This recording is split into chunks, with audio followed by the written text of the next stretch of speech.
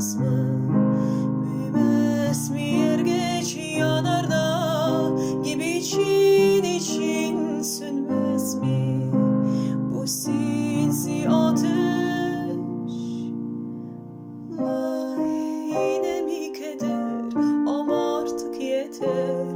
Yine kapıda kara geceler var. Çileli başım ortasında kışın iyice beter.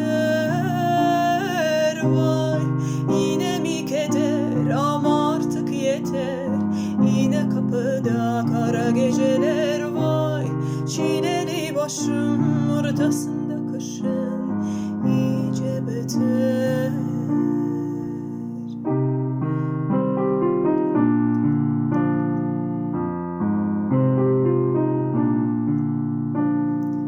Bu zor günlerde elbet geçer bir gün.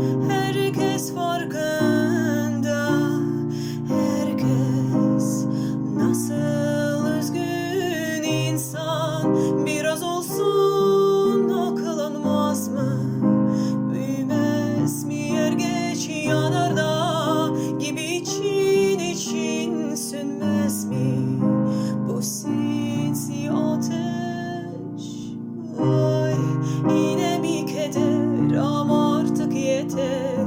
Yine kapıda kara geceler var. Çileli başım ortasında kışın iyice beter.